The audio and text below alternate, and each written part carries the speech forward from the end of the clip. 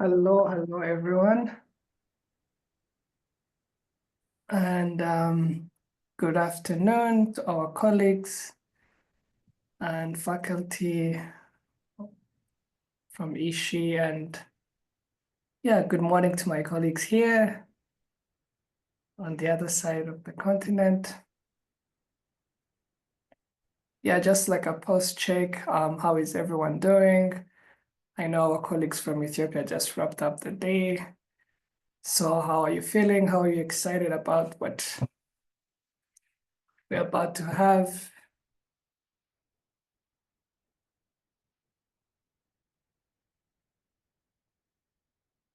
Yeah,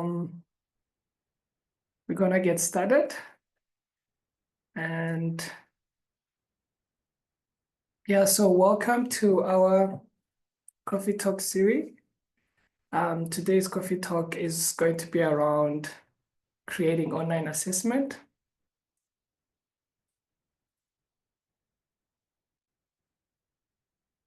So as you can tell, we have the chat and we have the Q&A. So we'll be using this as a way to engage.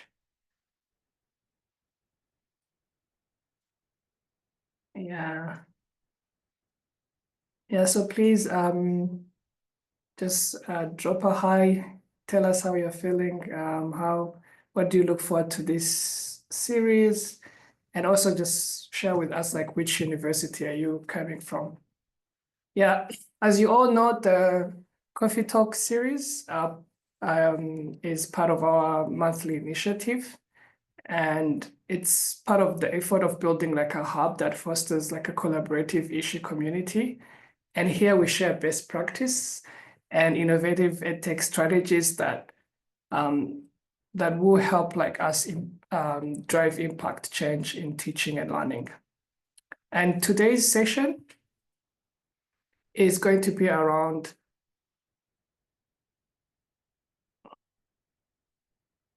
today's session is going to, we're going to have like our ASU experts who will be sharing like the best practices of designing online assessment that promote like integrity. So we have our team here, and we have the team that has been really helping to put this together. Next slide, please. Yeah, so this is going to be our agenda. So we're going to have like a panel, and the panel is going to be composed by some of ASU experts, some of my colleagues. We're going to have a Q&A and updates. So as we engage in this conversation, we really invite you to be part of the discussion. And again, it's a discussion, so every knowledge and every feedback is welcomed. So we invite you to use the Q&A as to just, share, like if you have a question to the panelist, and also like there's an option of like the chat where you can also, if you can resonate with someone's question, please, you can also like upvote it. And then at the end, we'll have like Kim, who is going to just give us like some updates. Yep. Yeah, so I'll just give like a few minutes to our panelists to just, introduce themselves, and we'll get started. Yeah, so I will start with Christy and Elizabeth, then Kim will go last. Hi, I am Christy Foot-Dizdarovich. I am a Curriculum and Learning Experience Manager, and in my role, I oversee course creation. So the strategies for successful online learning, all those Success Suite courses, how to build an Open edX, how to take a course, I helped create all of those. Denim Welichu, everyone. I'm Elizabeth Gordon. I'm Assistant Director of International Learning Technologies and Instructional Design. I have been working in the online space now for 13 years, teaching online and working at ASU for about 9. Really excited to be working here on the EC project, managing this team of amazing people who teach masterclass and deliver courses online. helping to coordinate kind of some of the technical features and making sure you've got everything you need to teach excellent classes. So really excited to share this morning some of my personal experiences teaching online. My name is Kim Welch. I'm a principal international instructional designer and trainer. It's a large title to kind of fit my mouth around. But you have probably seen my face in masterclass, since all of you have been through masterclass. My background, I have taught French and English at the higher education level, and I have a doctorate in learning technologies. So you'll hear a little bit of that seeded or thread through some of the things that we're talking about today. Okay. Yeah, so welcome, everyone, and thank you for making time. And again, as our panelists are sharing like their experience, we believe that also the audience is knowledgeable. So we really invite you as well to just also share like your thoughts and your views. Yeah, so welcome again to our discussion. Kim, please, the floor is yours. Yeah, we're going to start actually this time with a mini assessment from you as you're here. So this is considered a poll that we're going to do online. You'll notice in the lower left here, it says join at slido.com. So if you're on a computer and you have the ability to kind of move the Zoom thing aside for a second, you can go to slido.com and type in these numbers here, 3633997. Or if you have a smartphone of some sort, you can point your camera toward the QR code, and that will get you there as well. So I'm going to give you just a second to get into the Slido. So again, slido.com, type in the numbers, or you can point to that QR code and you'll click on the little, usually it's like a little yellow or some color of a URL that you can click on when you point your phone that way, your camera, and it will get you right into this active poll. When you're in this poll, you are going to tell us one word, only one word. So you have to choose one, and it's hard to choose one, but one word that describes how you feel when you think of online assessments. So what do you feel about online assessments? It might be, a sentiment that you have when you think online assessments. So just one word if you can. So I'll give you a little bit to start working on that. You'll want to input just one word if you can. And thank you, Joss, for putting that in the chat as well. If you want to just click on slido.com or copy and paste what Joss put in. I'll give you just a minute to get in there and start giving us that one word.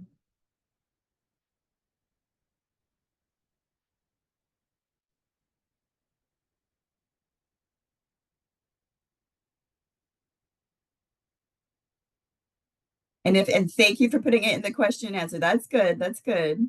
And I like the question mark on that too. But if you can put it on the Slido, that will be even better. You'll see what happens to the Slido in just a moment. So it's going to come out with something, it's going to create art out of this a little bit.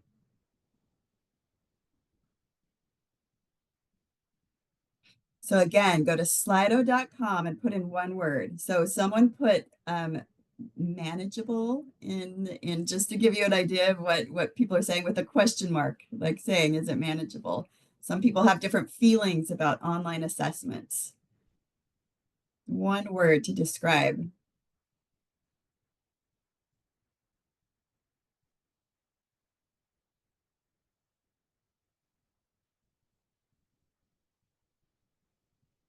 And I see people still going at it. So we'll give you another probably 30 seconds to do it.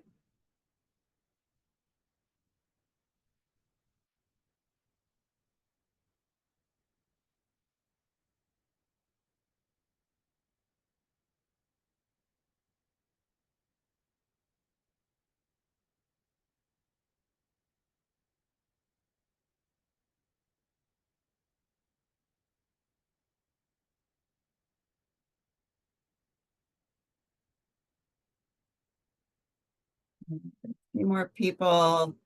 Count down from 10.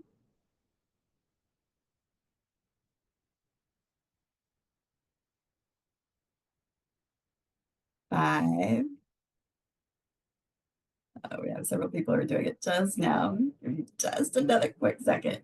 We're almost there. All right. We'll finish it here and you'll see what this creates. So this is just a little bit of an opener to warm you up into the idea. Oh, it looks like we have very different ideas. So no one said the same thing twice. So this is a word cloud of all the different things that you've thought about or your feelings about online assessments. So interesting. I didn't see some of the things that I thought I would see actually, because I thought I would see things like cheating and AI, and I haven't seen quite as much of that. So that's fascinating. This is good. Okay, so exciting, time saving. So at least two people said time saving. So that pops out in front. And I'm glad that you said that because we will talk about that a little bit. Fantastic. Accessible, engaging students. Very good. It seems mostly positive, which is fantastic. Quality, and quality can be in the positive or negative. Is it, is quality better or is quality worse? That's a question mark for people, right? So very good. Excellent. We'll have one more question. What are your greatest concerns about online assessment? So you can stay in that same Slido. If you haven't gotten in yet, you can get in now by doing that same, go to slido.com, typing in the number, or getting that QR code if you want to put your camera towards the QR code. But what are your greatest concerns about online assessments? And you can choose more than one. So use of AI is on here, cheating in general, creating the online assessment. So how to actually make an online assessment. Problems with connectivity. So will your students be able to take the online assessment if their connection's not working, or other, and you can add those in the chat. I've seen some other things in the chat as well. So go ahead and choose all that apply. So that it might be more than one. It might be more than one, but see if you can get in there and tell us what your greatest concerns are. We'll try to speak to them a little bit. And I'll give you another minute to do that.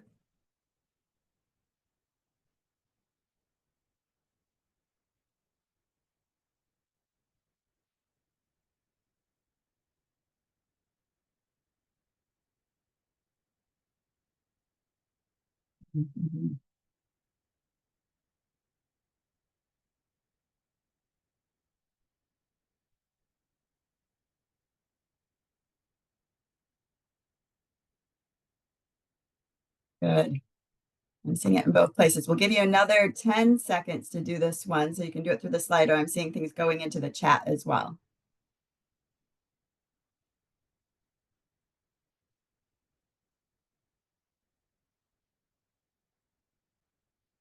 All right, and in the chat, I see a lot of the use of AI and cheating. We'll see what we say here. Cheating is the biggest thing. So cheating in general, right? So 85% of the respondents, which we only have 27, 28 respondents, but cheating is the biggest issue. But use of AI is right close to that. And sometimes it's one and the same. Problems with connectivity, that's a bigger issue than even creating the online assessment. So you're not as worried about doing that. That's great for us to know. And thank you for that. So now we know a little bit about the things that you're feeling about creating online assessments, and we'll talk a little bit about some of these specifically as we go forward. And I am seeing some things in the chat. So I also saw accessibility in the chat. So that's very helpful. Those types of things we can talk about. So I'll leave this to Joss. I'll turn this back over to you to ask the questions. Yeah, thank you so much, Kim, for laying the foundation for this conversation, and for our audience for engaging. I did see a couple of things, efficiency, time saving in the chat as well. I saw insecure AI, but we're gonna get into that. So I would like to just, kick us off with the discussion, and this goes to you, Kim, and I believe that before teaching online, you did start somewhere, like you did start in person. And I just want you to share with us, like, what was your experience, transitioning from in-person to online assessment. And as you share this, I would like to just, hear from, like, what were the similarities and the differences that you encountered, but as well, like, what are the challenges and the opportunities that you also experienced? Yeah, perfect. Actually, I love this question because I was a language teacher. I taught English and French. And I had used our learning management system to share resources. So I always had it there. It was a face-to-face class. But for instance, any readings or syllabi, things like that, I always shared online so they had constant access to those things. So I had been using the learning management system, but I started to realize in my language classes that it was very difficult to speak to and assess each individual student and to try to give feedback to each individual student. It was very time consuming. And in a classroom where, you know, you only have a certain amount of hours per week, it was really hard to do. So online assessments were actually the thing that pushed me over the hump of just kind of sharing resources to really relying on my online system to help me with my work. I started realizing that it would support me in teaching by giving instant feedback to students so that they got feedback from me. It wasn't me there telling them verbally, but on this online system, I started to create little videos with questions for each video. And I was teaching English grammar at the time. So I would show a video and then ask 3 or 5 questions about that grammatical piece or thing. And so people would answer that. I would let them retake those little quizzes. So it was very low stakes, easy. You know, they could go back and review the video. In the feedback, I would even tell them where to go in the video to see or get an answer to that question. It was so low stakes that I felt a little more comfortable that they were doing it on their own, and I got to watch them. I gave them enough quizzes that I got to watch their progress. And so that's really what shifted me over into doing a lot more online, because I realized that it was supporting the student learning that way. So with that, I'll tell you kind of my transition. So I was teaching fully in person, and of course, with an in-person class, it's easier to know who the students are to get to know their work. So when you talk about cheating and things like that, with an in-person class, especially I had smaller language classes. They weren't large classes, which would have been different. Those smaller language classes, I could get to know them. So that was kind of an advantage of when, of course, I was doing the face-to-face. When I transitioned to especially fully online, that was a lot more difficult. So I had to be more intentional about getting to know students and their work in that fully online space. And so I'll tell you some of the things that we do to be intentional about that. And then, of course, in person, it was harder to track grades and get a picture of the comprehension of the students. So when I'm looking at all my students in my class, I couldn't get a good picture of their brain, right? So that was hard. But when I transitioned to online, it's easier to get comprehension snapshots. I get data from these quizzes. I get data from the inputs that they have online. I have it all saved in one place online so I could go back and refer to it. So that was really helpful to that transition. I really appreciated that. And then, of course, in-person feedback is time consuming. Either it's the verbal feedback that you're giving, which you can only give to one student or kind of general students. And then also trying to do the paper back and forth. You know, I give them a quiz, they write on the quiz and then give it back to me. That grading was very time consuming. So transitioning to online, even if I'm teaching a fully face-to-face course, getting some of that quizzing online really helped to reduce that grade workload. And my feedback actually increased to them. I was able to give them more individualized feedback through some of the things that I did. So to show you a little bit of the things that I did. So first of all, when we talk about ways to be intentional about getting to know students, you saw some of this in masterclass. We always do introductions. So we get to know the person through some kind of introduction. We do it on Padlet. You can do it through a discussion. You can do it several other ways, but some kind of introduction is always important. So we get to know them personally at some level. We use discussion boards quite a bit, WhatsApp and Telegram groups, surveys. So to get general understanding, just like we've surveyed here. And then do small early assessments so that we can start to give a little bit of feedback and I can start to see some of that data early on. So those are the ways to be intentional about getting to know the students and using assessments a little bit to really help you with that. And then the benefits of doing online assessments, some of the things I already kind of mentioned, we use auto-graded comprehension quizzes quite a bit. And these help us, we can input, and Christy will talk about this in a little bit, you can input feedback into that space. So that feedback comes to them and they are, even though you're not talking to them one by one, they are getting personalized feedback from you in these auto-graded spaces to tell them exactly how to shift to comprehend something a little bit better.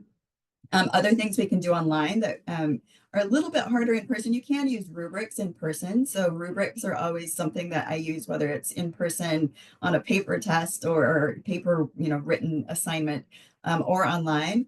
But the rubrics are really easy online. And there's also an ability to copy and paste redundant feedback. So I taught English writing quite a bit.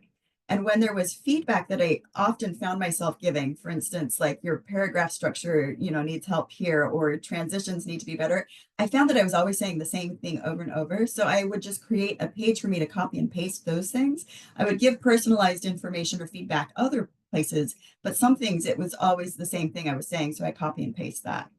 And also the benefit, I can gather assessment data, like I was saying. So quiz results, discussion board information, any written work, I always have access to it. And then I can use the grade book to track students' grades, which are both, that's beneficial for me. I can use that grade book, but I can also use that grade book to tell students where they are. And that's very helpful for the students. So just briefly, you've seen some of these in masterclass. I'll go through them quickly, but this is that auto-graded quiz. If you look at the very bottom there, there's an incorrect answer. And I give a little bit of a guide for them to retake this quiz, and they can see if they can get a better score. So that feedback really helps them, and especially the feedback loop where they're able to actually retake the quiz. Rubrics, this is what your rubric will look like in Open edX, especially, and that's your eSheet platform. So this rubric makes it very easy to grade. I'm more consistent as I grade with these rubrics, and then I can always add comments in there. So it's not just a rubric, it's also personalized feedback. Gradebook data, so I can start to see where people are struggling the most, and I can maybe create extra videos or do something extra to help guide them in those areas. And then grade reports where it's individualized tests and individualized people. I've taken the names out here, but the people, I get to see where they're struggling and who needs the most help. So I can actually go through these grade reports. All of these are found on your eSheet platform, so that you can actually do this as well and get that data. So I think those are the benefits of really using the online assessment systems. Discussion data as well. So if you want to see if people are active in the course, you can actually go into this place called Learners. So you go to their discussion board, Learners, and you can see by their usernames how often they're actually responsive in those discussions. So you can use that data too. So all of these data points are really helpful to get a snapshot of who these students are and also what needs they might have to be able to learn a little bit better. So I hope that helps a little bit, Joss. If you have other questions, please. Thank you so much. I think from what we could take from your point is data, like online assessment does provide you data, and then with more data, you can visualize like your performance of your learners and scale feedback. I think that's one of the key things. And please put in the comment like what were your big takes from what Kim just shared. So this one is going to Christy. I see people raising their hands. Please use the Q&A questionnaire so that we can collect your questions. Christy, your turn. I would just like to hear from you. What type of online assessment are out there, and what roles do they play in online learning? All right. I think I'll actually answer this one. Yeah, I think this is Kim. Christy, you get to hear from me again on this one. But this one I'll be kind of quick about. So we often talk about two major kinds of assessments, and we go through this a little bit in masterclass, but there are summative assessments. These are your higher stakes assessments to assess final comprehension of something, whether it's a unit or an entire class. And I think these are the types of assessments that people are most used to. It might be a research paper, final project or portfolio, final presentations like videos and slides, peer-reviewed projects, reflection essays or learning summaries, simulations, virtual labs, timed exams. These are summative assessments, meaning it's that end, like high stakes, high point value type of thing. So these types of assessments are available online, and I actually like to do them online. And the biggest thing that we use for these summative assessments for many of those things would be our open response assessment. So if you go to, and this is on the eSheet platform. So if you go into that eSheet platform, you probably remember this. If you look over at this little prompt thing on the left, this is where you can put in your inputs to certain prompts.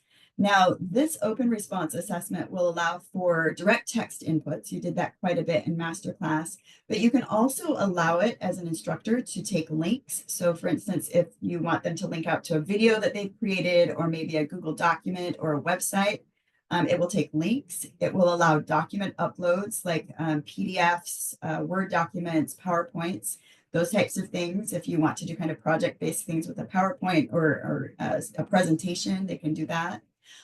They also offer that rubric-based grading. So these summative assessments can be graded based off of a rubric, and they give the possibility to peer review. So you can actually put a peer review into these summative assessments as well. Other things that we have that are not the open response assessments, you can do timed exams online as well. Sometimes we like to do the timed feature to make sure that they, and I like to do timed exams with open book, so that they can have their books open, but they have to know enough of where to find things to be able to answer questions, but they have a limited time. So it reduces the amount of cheating that might happen. The other type of assessment are assessments that we talk about are formative. And I actually really like formative assessments in the online space, even more than your summative, which has to happen. The formative assessments are, in my mind, where the learning actually takes place. The summative is you measuring the learning, but the formative is where they're actually doing the learning. So these are your low stakes comprehension checks. You can redirect them if necessary. This is where they get redirected themselves because they know what they themselves are comprehending. And the things that you've seen in Masterclass with this, and I'll show you them a little bit, but there are things that are in the Ishi platform, like the word cloud, pre and post comprehension surveys, discussions, low stakes comprehension quizzes that you got to take over and over. Those things are part of the part of the Ishi platform. We also bring in some third-party things like flashcards that you saw in Masterclass, or the Google form where you saw you input something and it came out as a spreadsheet later on in the class, and the Padlet for interactions, things like that. Those are third-party platforms that we're able to embed inside the learning management system, so it all looks like one easy to follow course. And so we like to do that. I'll just showcase, the word cloud looks like this. If you go into an advanced component, you can create a word cloud like we did. This is where we showed quality matters, that each of the quality matters rubric ideas has a little number tied to it. So we asked you what you struggled most to do based on that quality matters. And then I'm able to look at this and say, oh, 7.2, that's, I believe it's something in accessibility. So if we struggle with that, I can create a video or do something to help people with that piece. So word clouds can be helpful. We did pre and post knowledge checks. So for example, in Masterclass, you had a reading that you did, and you did a pre-knowledge check with some of the vocabulary that came out in the reading. And then after reading, you did a post-knowledge check to see if you gained anything. And usually those percentages rise there. So I get to see as an instructor that you're learning something as you read. Also quizzes, and we already went through this, but quizzes, you can do several different types. So you can have multiple choice, you can have a fill in the blank, you can have a multiple choice where, there are multiple answers to it, and then give instant feedback to this. So these are all formative assessments, and especially if you take a quiz and you make it either worth very few points or a very small percentage of the final course grade, we often, with this one, we would let you in Masterclass retake this 5 times, which is a lot. Usually 3 is adequate, 5 times for Masterclass. So it's very low stakes. You don't feel like you have to go out there and cheat. You really are there to learn because it is low stakes. So we really like the formative assessments, even more for me in my courses than the summative. Summative is just where I have to measure what was learned, but this is where the learning happens. Anything else that I should say about that? I don't know if there's anything else that has popped up with that. I think you got us started. So if people have questions, please put them in the Q&A. And I also saw some questions like, where can we get these resources? We always share them after the session. We always send an email to everyone who participated and who registered. So finally, Christy, this one goes to you. Yeah, so Christy, can you just take us to how do you create and organize assessment on Ishi? All right, yeah. So first thing I want to note is that everything I'm about to share can be found in the how to build an open edX. So if I'm going too fast or you're not quite sure or you want to go deeper, check out that course. It has everything I'm about to share. So Kim, next slide. All right, so the biggest thing we use are the multiple choice questions, and there's lots of different types. You have multiple choice, you have check boxes, or multiple choice, also known as single response. You have check boxes, or sometimes some people call those multiple, where you can pick more than one. You've got fill in the blank, you've got drop downs, there's lots of options. And so we're going to talk about like the steps to create a basic quiz. First thing you need to do is develop your quiz in a doc. I always start there, just like whatever we talked weeks ago, months ago, about building an online course. The first thing you do is plan out on the doc. I find it much easier that way so I can see it better. Then after I develop my quiz and I like what I have, then I code it on that doc. So I always code it first before I put it in. And we said code, it's basic HTML. I am not a coder. I am not good at that. I am an educator. So, but I can do this. So if I can do this, anybody can do this. So the quick, basic, easy is first you take your question and you set it off with two less than signs. Some people call them chevrons. Some people call them angles. For some reason, we call them carrots. And we make a little song going question, carrot, carrot, carrot. Then, so you have your question, you put it in between the double less thans. Then you mark your answer choices. If the correct choice is always marked with an X. If it's a single choice, you put it with brackets or what do you call those? I have it all memorized in my head. I don't know what you call them. If it is a multiple choice where you want them to select more than one, then you put them in brackets. If it's the wrong, you just put it without anything in there. Once you have it nice and coded, then you move into the Open edX Studio. You navigate to the page in the course where you want it, and then you go down to the add new components and you click problem. Kim, click to the next. Oh, wait, sorry, go back. Never mind. I did not set that up like I thought I did. So then you go to the edit problem component and you copy and paste your quiz box. And I think I have an example of this you'll see in a minute. I thought I put it here. So simple. So let's look at this more in depth. All right, Kim, now next slide. Here is how some basic coding of those questions that I just showed you look like. You can see that first question there set off by the questions. Then you see your answer choices. You might notice that there's an exclamation mark on the first one. That's an easy way to mix them up so you don't have to mix them up for yourself. You put the first wrong answer with an exclamation mark. Now at the end, you're going to see some double brackets. That's where the feedback goes. Now, if you are doing select all that apply or checkbox, you have to put that in a little bit differently. And we're going to give you a doc that has a lot of different examples of how that looks. So this is how some basic coding works. On the other side, you can see like what you would do if you're like asking just to input something. You put the question and then an equal sign that you tell, this is what I want. Okay, next slide. So here's an example of how it looks coded compared to how it's going to look on to the student. So that first one there, number one, is an example of a multiple choice question. So you can see it across. Number two is an example of a true false. A true false is basically a multiple choice question where your answer choices are true or false. Then the next one is a multiple, some people call it multiple, we call it check boxes where you select more than one answer, the example of how that looks like. And the last one is a drop down where they push the arrow button and the student selects which one is the right answer. And like I said, we have a document with all these examples plus more we're going to share. All right, Kim, next slide. So problem components, this is what it looks like when you go into your course. That is the problem component. So when you want to add a problem that's graded, you click there. Kim again. These are your different choices that you can have. I always just click blank common problems because that all of them in there. So when I already have them coded, I click that, I put it in, I'll show you what that looks like in a minute. You have check boxes, drop down, multiple choice, numerical input. That's when you want them to give you a specific number.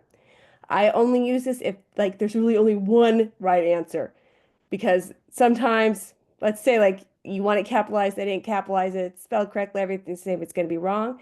So I try to only use those when it's exact. Same thing with the text input. That's when you want them to give you a specific answer. And then check boxes with hints and feedback, drop downs, multiple choice, all that we've talked about. So when I come in, I click blank common problem, and then Kim, next slide, and I'll show you what it looks like. There it is. Right there is where I copy paste it into. What's nice about Open edX, you see on the side there, on the right, it shows you what the coding's supposed to look like. So if you ever like wonder, like, oh, I don't know, I have learned a lot just from going through this. So I use this a lot, especially when I'm trying to remember, okay, what should it look like? All right, click again, Kim. This is so if you go into the settings part, this is where you can change things. So we were talking about how Kim has 5 chances to do a quiz in masterclass. Usually when I do courses that are massive, open, non-facilitated, I put it at 3. I tell the learner you have 3 chances because I want them to take it seriously. That's where I set that right there as maximum attempts. You can also play with the problem weights. So let's say there's one question you're like, this is very important. I want to make sure that they get this. It's going to be weighted more. You would put that there. You can also set that if you want it randomized. We always do because we use that exclamation mark. All right, Kim, click it again. All right, another question we get asked about is adding a quiz library. This is one of those things people use to prevent cheating, especially when you want to make sure everyone has a different quiz.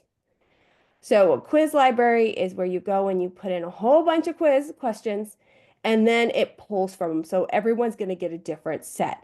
I use this if you've taken the Excel course that's on Ishi, we use that for that. Also for how to take a course, we also use it for that one. So what you do is first, you code your questions just like you would do anything. And then once you're ready to go, you request a quiz library through Ishi. All this is in the how to build. We have the link right there in how to build. They'll make you your quiz library. They'll send you the link. Then you go to the link they send you and you build your quiz just like you would do in a class. So you put all your questions in there that you've already have coded, you put them in there. After you've made that, then you navigate back to the page of the course where learners will take the quiz. You're going to click on library content. And then, so I think Kim clicks, I think this should come up. I think we should be able to see it. There you go. So you're going to navigate back to your class, back to it. You're going to hit library content, and then you're going to open that up. Click it again, Kim. You're going to hit the edit button, and then it's going to click again. And then it's going to come here, and this is where you tell it how many questions. A lot of times, like for like, trying to think what course. Excel, we had like 20 in the quiz crank, but we wanted them to answer 10, so we put 10 here. You tell right there is where the library is. You drop down and you find the name of your library that Ishi set up for you. You can tell if you want just multiple choice or if you want checkbox. I always just leave it at any, and then you hit save and you have set up your library. So once again, this goes into great detail on how to build an Open edX, on how to do this quiz library, how to request your quiz library. All right, Kim, next slide. So some other ones we're going to talk about. Whenever you go into add your problem component, there's an advanced option. Advanced is where you get like ones that are more complicated. So you've got like your drag and drop, your image mapped input, math expressions. When you need to get a higher level, this is where those are at. You can always, I think in how to build, we have some. If not, you can always go to Open edX and read the docs. And in there, they explain how to do that. So one that's very popular that we've used before is staff graded points. And that's when you can just like add in the points yourself. So you're like, okay, I told them to do this. They did it. I could put it in there, and it puts it into your grade book. And when Elizabeth jumps on, she can explain this more, but that is one that we've used. All right, Kim, next slide. Another popular one is drag and drop. We like drag and drop because it allows you kind of like act like you're doing something. So this particular one is from our course, How to Take a Course, where we're teaching students how to do a drag and drop. So this is a fun one where you just name what the food is. Shout out to Joss, who helped me make this one. And So it's an example also in our how to build. We go into great detail on how to build these because they are a little complicated. It took me a while to master how to do these. All right, Kim, next slide. I think that's it. Okay, so check out how to build an Open edX, our course. If you want more details on how to do any of these, you want more examples, you want us to demo live, please let us know, drop it in the chat, let Joss know, and we can do more of that later. All right, Elizabeth, I'm going to kick it off to you. Yeah, let me answer the staff graded points. This is a really useful one. For example, if your textbook publisher has a site where there are interactive assessments and things like that, or if you have them do something in person in class, but you want the grades to show up in the system. So it's really simple to set up. You literally just add it in there. And then when you're ready to load the grades, you'll download a spreadsheet. You'll enter your grades there in the spreadsheet, and then you upload the completed spreadsheet and it assigns the grades. So that really enables you to have an integrated grade book with both in-person activities and the activities that are done online. So super useful for that, especially for blended courses. So I'm sure most of you will be using that. Thank you for that, Joss.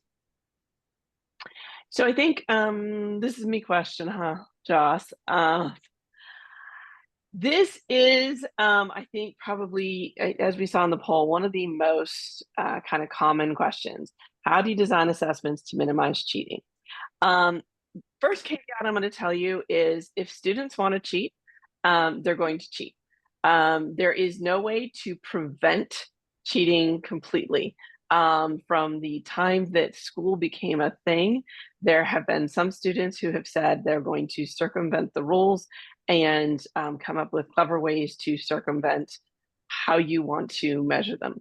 But you can do some things to minimize cheating, to make it harder to cheat, and to kind of address those things holistically.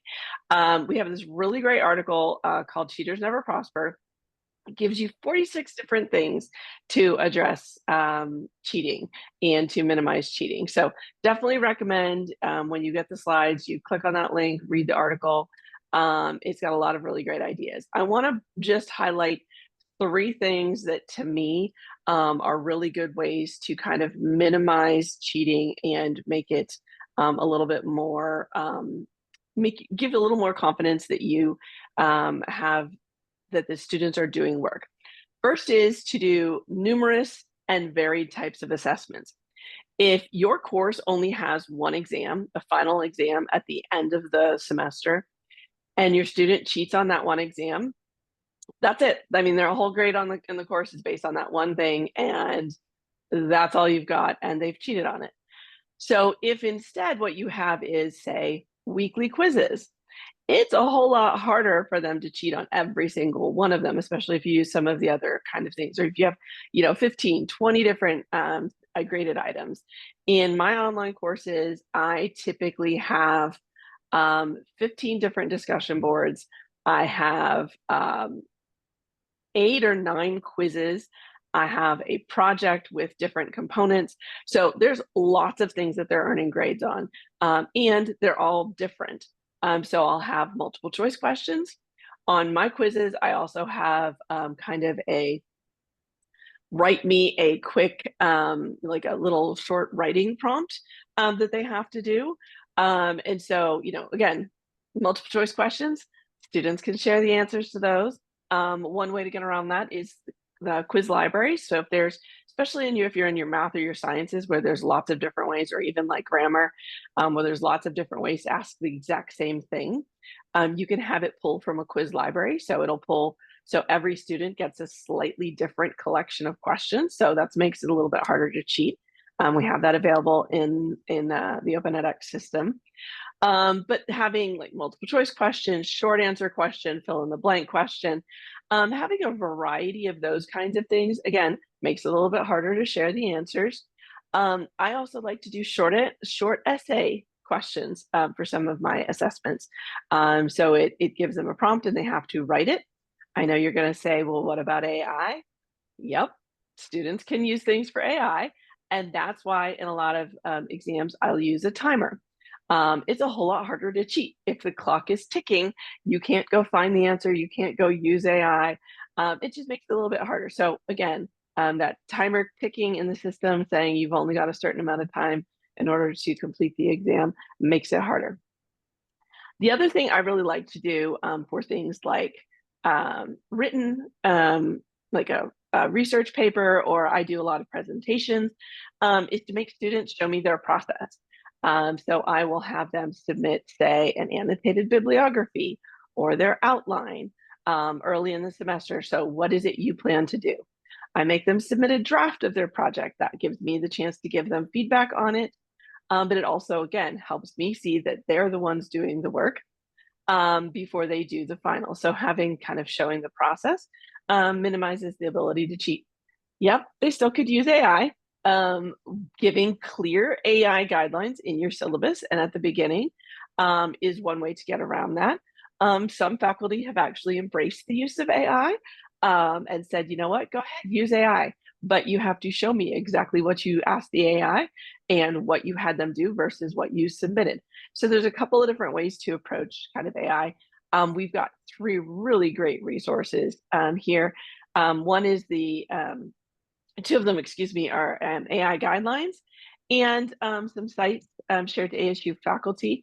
We also had a presentation at a recent conference by an AI faculty about how to just embrace that AI is a thing that's going to happen and incorporate it into your course so that you just get quite around the whole they're cheating using AI and you make them use AI in a smart fashion. So we'll get that resource added as well. So again, it's next to impossible to completely prevent cheating. You're going to have your occasional student out there who's just going to, whatever you do, they're going to try and get around it. There are lots of ways, however, to make it harder and to minimize those ways that are doing it. So these are kind of my 3 favorite, but again, 46 different ways to address those. I will call out right now, I saw in the chat people asking about lockdown browsers and remote proctoring. We have not enabled either of those on the system yet because most of those are licensed tools. And at the moment, the ministry has asked us not to enable anything that requires a license, which puts an additional cost on things. Each university has the ability to kind of have a separate conversation about that with us and see if that's something they want to and get involved. One thing I will say in areas where kind of there are resource limitations, bandwidth issues, those kinds of things tend to suck up bandwidth and they do make it harder. So it is just something to think about. One of the ways that is kind of an in-between method is if you're doing a blended course where the students are in person, you could have the students take their online exam in the computer lab. And that would be a way to kind of do a proctored exam with an online setting. I think you lose some of the benefits of doing online, but if you had, say, a final exam, that would be something I might think about for that particular type of scenario. So where most of the semester they don't do that, but something towards the end would be proctored. Even at ASU, for ASU Online, we've got 95,000 students online. The vast majority of our online courses do not use any type of proctoring solution at all. We use proctoring solutions like those remote lockdown browser, the ones where you have to turn on your webcam, those kinds of things, for super high stakes assessments like a nursing certification exam. That nursing certification exam uses proctoring solutions. All of our other basically ones that are based in our courses don't actually use any type of remote proctoring solution. So just feedback and thought on that. And I think I've talked too long, but we're happy to answer questions. Just, one last thought on AI. When you do lots of assessments from your students, this is something Kim mentioned, getting to know your students, and they suddenly turn in a paper that is written in a completely different style than what they've been using with you all semester. It's pretty clear when you use AI. And one of the things it's actually a story I'll use. I teach a history class, and one of the things I do is a short essay question. And it pick the 5 most influential people or things in this specific time period. And there's not a right or wrong answer. It's me wanting to hear from the student what they thought about this particular time period. You get a different answer from every student. But it's really obvious when students have asked AI to answer that question for them, because their answers get much more detailed. They provide detail that I didn't ask them to give, very, very specific and obscure detail, like the birthplace of a specific person or how many people were on that journey with them. It's like, yeah, you didn't know that off the top of your head. You researched that, you found it somewhere. My funniest example, though, is a student submitted an answer to that question, and in the lead-in to their list, they actually told me that my methodology for the most important was invalid, and I should have asked instead for a chronological list rather than a ranked list by order of importance. Like, that's very clearly written by AI, because students wouldn't typically answer that way. So to me, it's fairly obvious when you have a student who's used AI completely incorrectly. So that's just kind of my feedback. I think, again, the idea of accepting some use of AI and teaching your students which is okay and which is not okay. So for example, you can use AI to check your grammar, sure, but you need to write the idea. So it's the difference between generative AI and whatever. So sorry, I feel like I've just used up a whole lot of our time, but happy to answer some more questions kind of when we get to that part. Thank you so much, Elizabeth. We all know AI takes hours, conferences. And I think one thing I should take from what you just shared is students will always cheat. Cheaters will always be there. And I mean, it's gonna sound cliche. AI is here, so let's embrace it.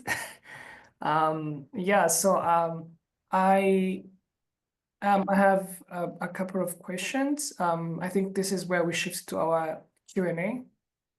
And I have 3 categories of questions. I think I'm gonna start with,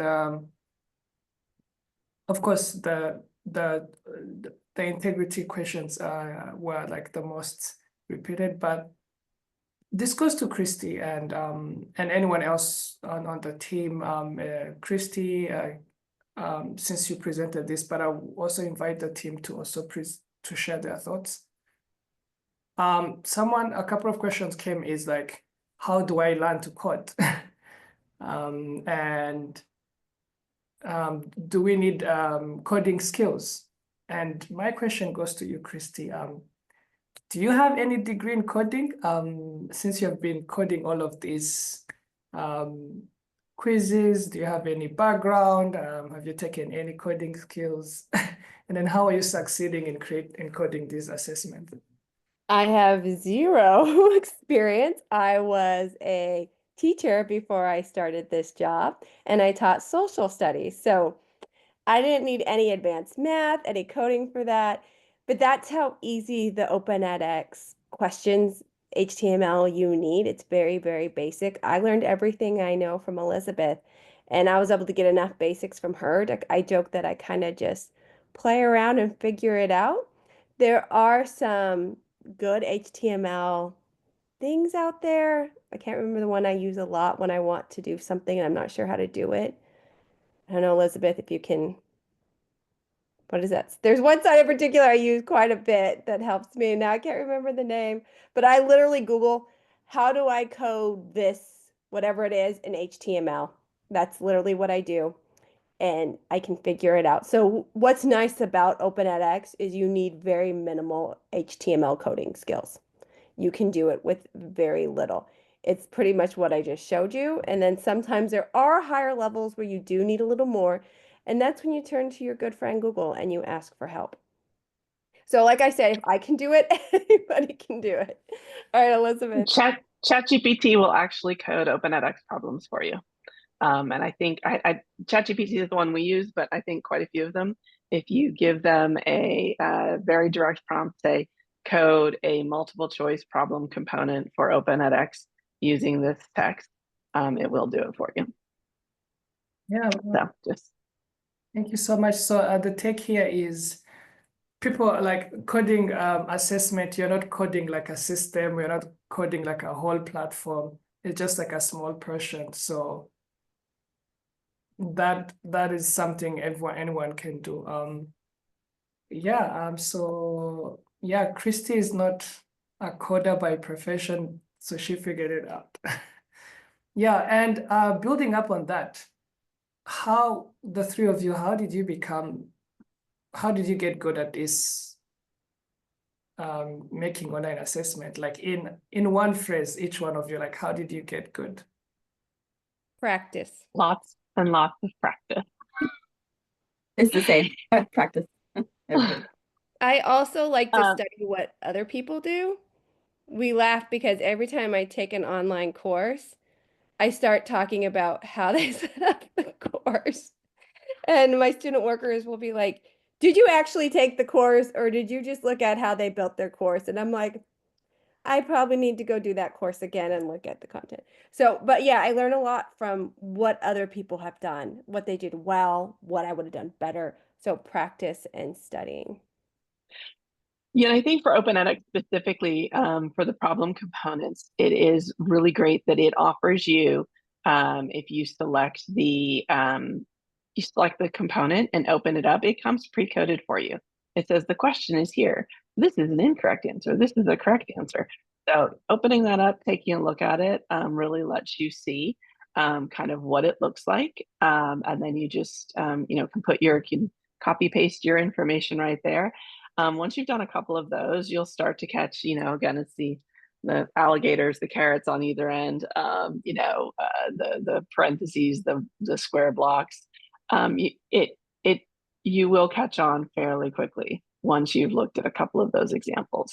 So the system prompts you, just look at those examples and practice, practice, practice. And if all else fails, ask ChatGPT to help. Okay, so getting started is one of the key takeaways. Yeah, we have another question that someone asked, like, what simplification are there for quick assessment? More on discussion for online simplification. I think the person, I think wants one of the fastest and, like simplest way of like assessment that are out there. Quick assessment. The easiest thing to do, and I don't know, you might have a different opinion, Christy and Kim, but the easiest thing to do is to ask for, so an open response assessment is your standard essay question box. And you can have a series of essays, and again, that's where you tend to get AI can emerge with those. But if you ask very specific prompts that are your opinion, I think it makes it a lot harder for kind of to get AI to give you a really good question. Again, I use my example of give me 5, the most important things in this time period in a ranked, and explain why you rank them the way you rank them. That is a really complex prompt for AI to do because it's very opinion based and there's not a right or wrong answer. So, and again, if you've done that enough with students and you have kind of the discussion boards, being able to compare those writing styles is also a very easy way to detect AI. Thank you so much for sharing. We have another question, which is about, someone was mentioning, like, isn't this costly in the context of like Africa? Do we have like the resources to really even implement that?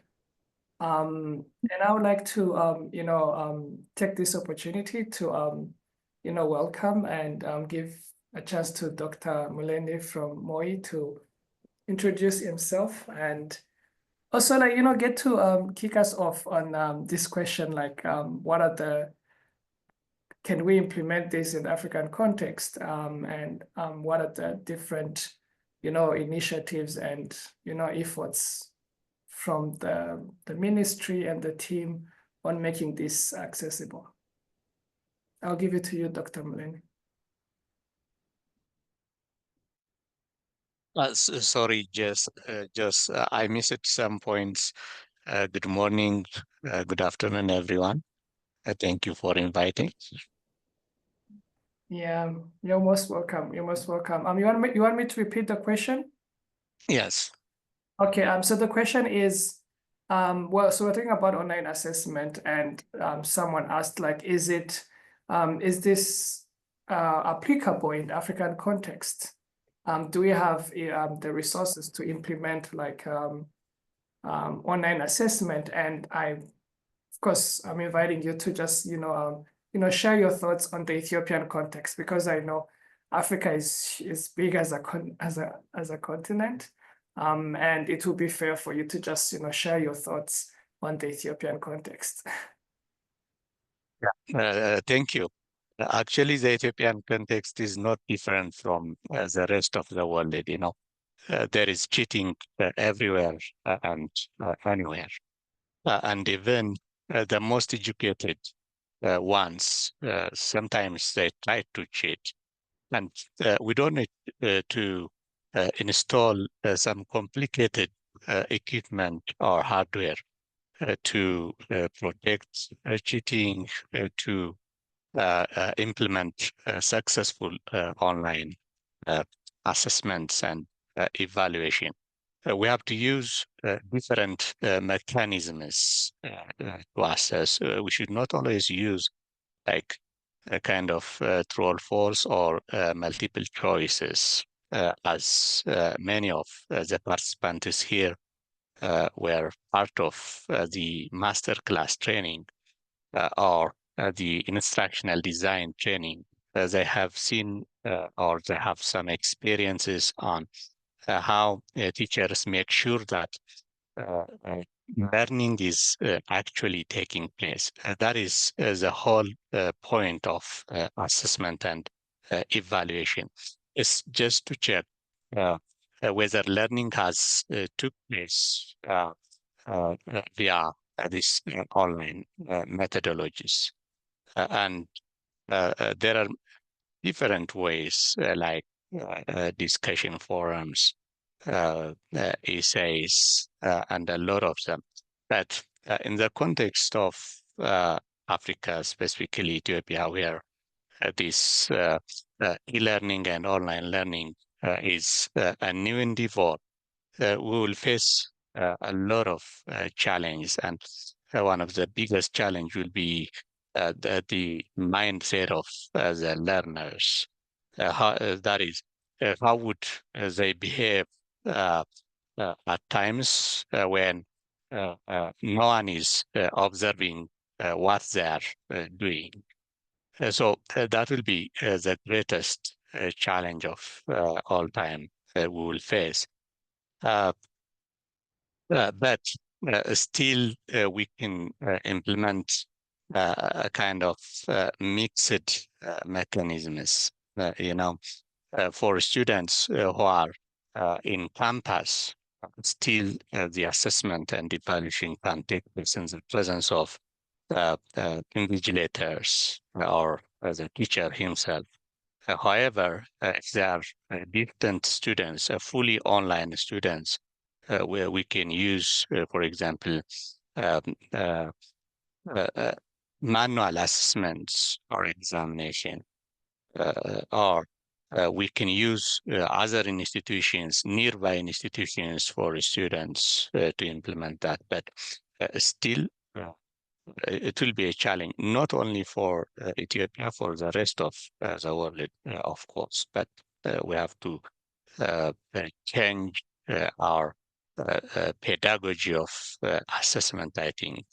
And this is the emergence of AI in the education sector has also brought another big challenge. And the challenge, the issues will continue as we face different challenges. We see production of new technologies or tech in education, but we have to do it that we have to appropriate our curriculums. We have to appropriate the roles and responsibilities of teachers. We have to, again, redefine the roles and responsibilities of students. And similarly, the pedagogy has to be changed as well. And the mechanisms of evaluation and assessment has to be again changed. How? I don't know. Research will find out how we will successfully implement all this. Thank you, Jess. Thank you so much, Dr. Muleni, for sharing this. And I know we have a couple of faculty on this call and who are really like, looking forward to this. I mean, we see the engagement in the chat and in the different sessions that we have. I just wanted to invite you, and of course, I'm gonna put you on the spotlight. So what are the things that the ministry is just putting in place to just help like that transition, like so that they move from like learning all of these things to implementing it. Like what are those small steps, and yeah, so that the audience can start like shifting that mindset and incorporating like all of these online assessment and online learning opportunities. Yeah, still many of the issues are being explored, and everyone is actually on exploration.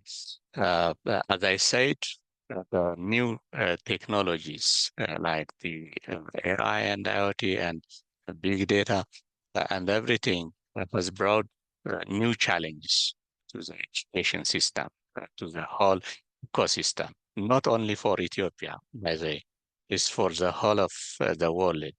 And EdTech research is on progress, and new knowledge, new skills are being emerging. And the stakeholders of education everywhere, they're spending their resources. And that still will not be something peculiar to Ethiopian education system, right? We will be challenged, I know, and we are still exploring. But I can say we are at the very beginning of introducing or implementing e-learning halls, different forms of e-learning in the country. And we are at this moment fulfilling basic requirement.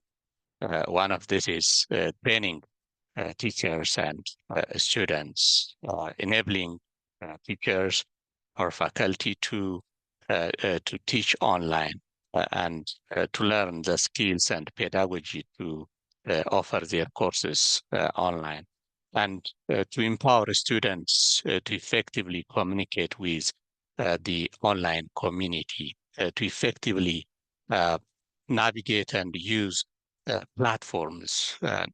This is not only the teaching learning platforms. By their training, we assume they will also be able to learn how to interact with the online community and with other forms of platforms.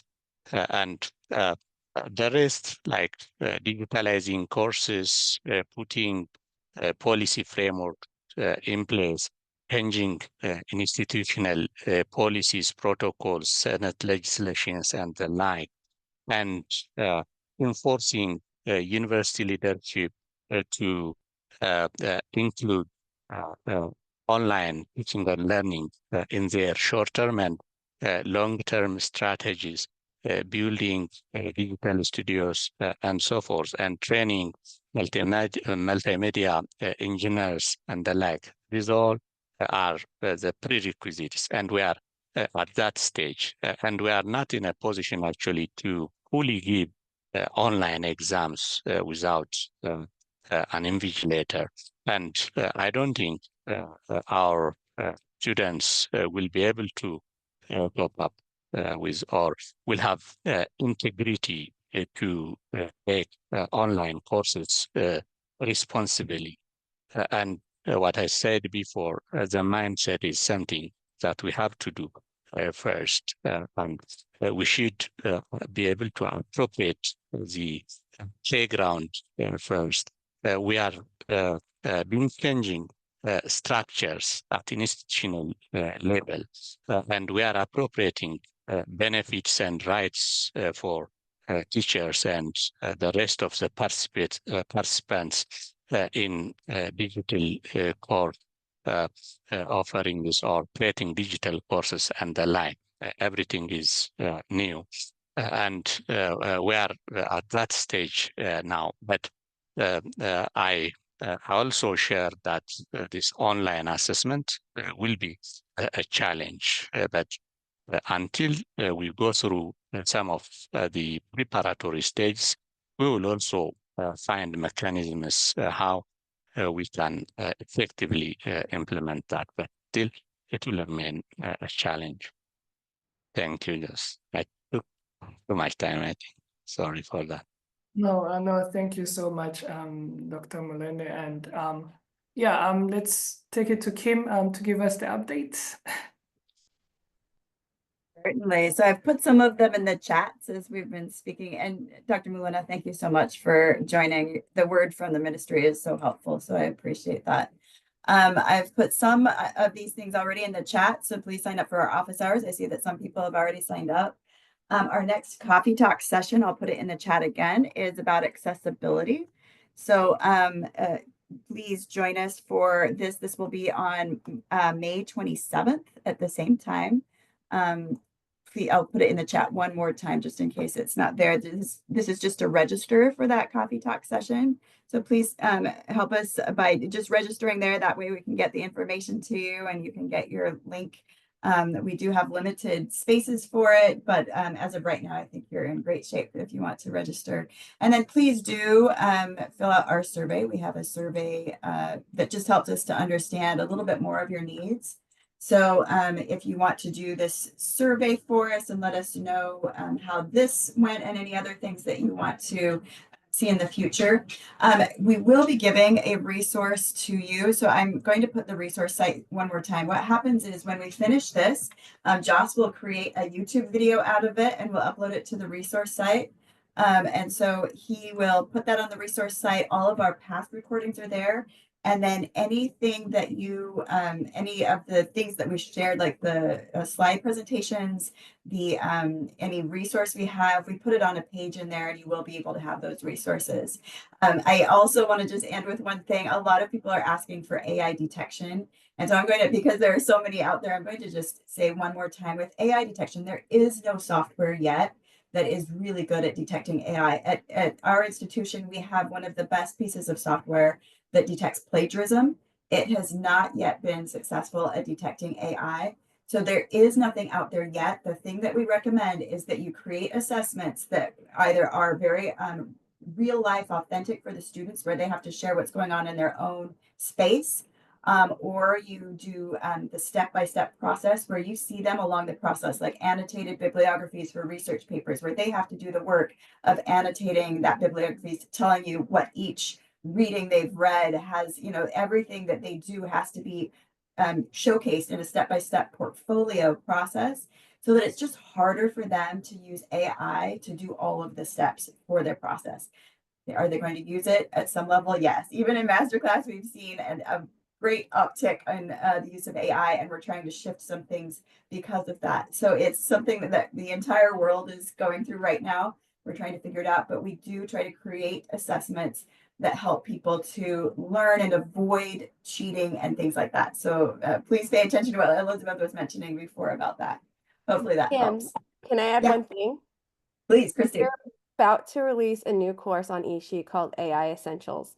And in it, we have a whole section that goes in depth of how students should be using AI, how to use it ethically and appropriately. It's also a really great course for anybody who's new to AI. It's really fun. It's fantastic. So it should be out very, very soon. So We suggest everyone take it because it is one of those courses that is for everyone. Okay, thank you so much. That's a good way to finish. So we learned about online assessment, data, the opportunities it has. We learned about the different cheating people, students who always cheat. And again, as cliche it sounds, AI is here. Let's embrace it. Thank you so much, Christy, Elizabeth, and Kim, and Dr. Mulendi for coming and presenting. Thank you, David, for supporting and helping in the chat in the room. And thank you to our colleagues and faculty from Ethiopia. We know it's after work, but thank you for sticking around. And yeah, please feel free to send more questions. This is going to be the end of the session. We'll put together all of these resources, the recording and the different resources shared, and we always share them via email for those who registered and those who participated. But we also have like a Google like a website where like you can find like all of the resources, even the upcoming and the previous Coffee Talk series and other resources. But end of the day, thank you so much, and a great evenings to those that it's still the evenings, and for some of us that we're getting started with work, have a productive day. Thank you. Have a good day and good night for Ethiopian friends. Thank you all. So nice to be with you.